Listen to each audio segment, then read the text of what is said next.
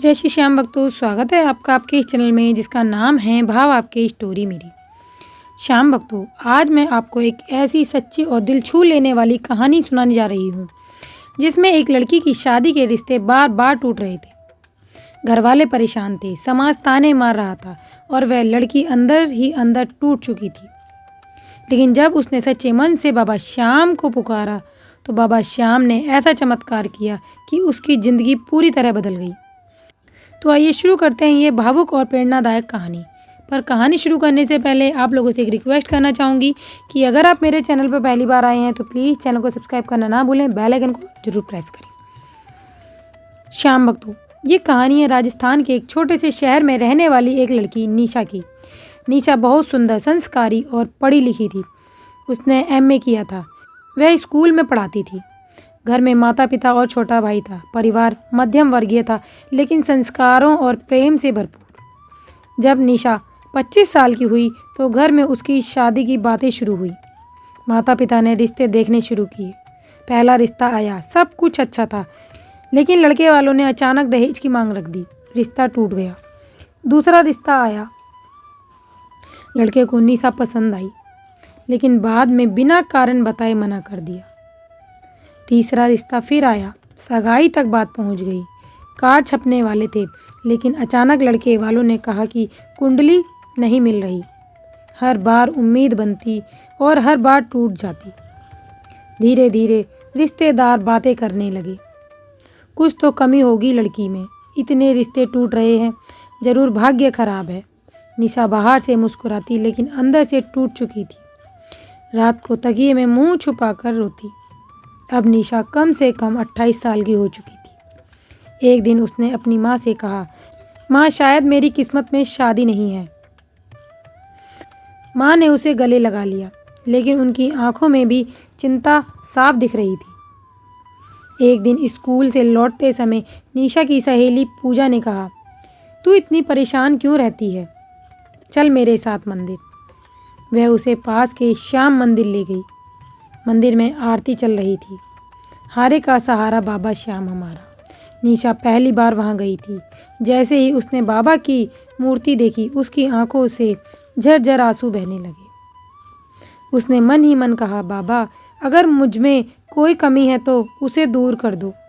अगर मेरी किस्मत में विवाह है तो मुझे सही जीवन साथी दो, नहीं तो मुझे इतनी शक्ति दे दो कि मैं अकेले जीवन जी सकूं। उस दिन उसके मन को थोड़ी शांति मिली। पूजा ने उसे बताया कि जो भी सच्चे मन से एकादशी का व्रत रखकर बाबा को याद करता है, उसकी मनोकामना अवश्य पूरी होती है। निशा ने निश्चय किया, अब हर एकादशी को मैं व्रत रखूंगी। वह सुबह जल्दी उठती, स्नान करती, पीले वस्त्र पहनती, घर में दीपक जलाती और बाबा श्याम का भजन लगाती। धीरे धीरे उसका मन मजबूत होने लगा। अब वह रोती नहीं थी, बल्कि भरोसा रखती थी। करीब 5 महीने बीत गए। एक दिन अचानक से उसके पिताजी के पुराने मित्र का फ़ोन आया। उन्होंने अपने भतीजे का रिश्ता बताया। लड़का सरकारी नौकरी में था, संस्कारी परिवार से था। निशा को अब ज़्यादा उम्मीद नहीं थी। उसने सब बाबा पर छोड़ दिया।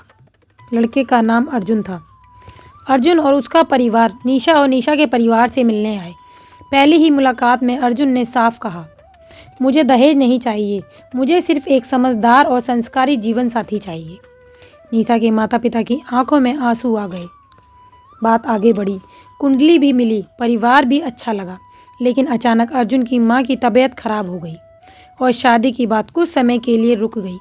निशा के मन में फिर से डर आ गया, कहीं यह रिश्ता भी न चला जाए। लेकिन इस बार उसने रोना नहीं चुना। उसने बाबा श्याम से कहा, जो होगा बाबा आपकी मर्जी, चाहे अच्छा हो या बुरा, शादी हो या ना हो, जो भी होगा सब आपकी मर्जी होगी। वह रोज श्याम नाम का जाप करती, बाबा श्याम के आगे घी का दीपक जलाती, बाबा श्याम की जोत जलाती और जय श्री श्याम का जाप करती। एक रात निशा ने सपना देखा। उसने देखा कि वह घाटू श्याम मंदिर में खड़ी है। बाबा मुस्कुरा रहे हैं और उसके सिर पर हाथ रख रहे हैं। सुबह उठकर उसका मन बहुत हल्का था।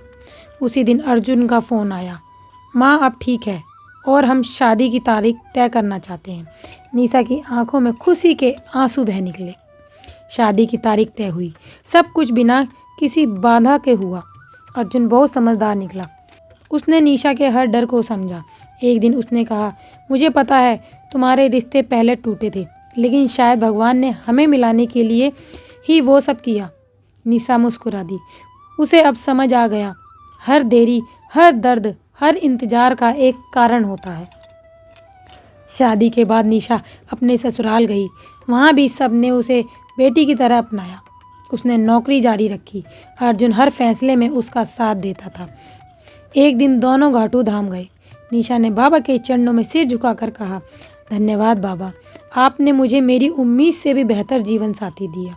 उसकी आंखों में कृतज्ञता के आंसू थे। तो देखा भक्तों आपने, अगर सच्चे मन से हम बाबा पे विश्वास रखते हैं, बाबा को मानते हैं, तो बाबा हमारे साथ ही रहते हैं। वो हमारी हर मुराद को पूरा करते हैं। बस ज़रूरत है विश्वास की। तो अगर आपको ये वीडियो अच्छी लगी हो तो प्लीज़ वीडियो को लाइक कीजिएगा, चैनल को सब्सक्राइब कीजिएगा और कमेंट में बाबा श्याम के नाम का जयकारा ज़रूर लगाइएगा। अगर आपकी ज़िंदगी में भी बार बार बाधाएं आ रही हैं, रिश्ते टूट रहे हैं, काम बिगड़ रहे हैं, तो निराश मत होइए। हो सकता है भगवान आपको गलत से बचाकर सही के लिए तैयार कर रहे हो। घाटू श्याम जी को सच्चे मन से याद कीजिए, विश्वास रखिए, धैर्य रखिए, क्योंकि वे हारे के सहारे हैं। बाबा के दरबार में देर है पर अंधेर नहीं। तो मिलते हैं अगली वीडियो में बाबा श्याम के अगले चमत्कार के साथ। तब तक के लिए जय श्री श्याम।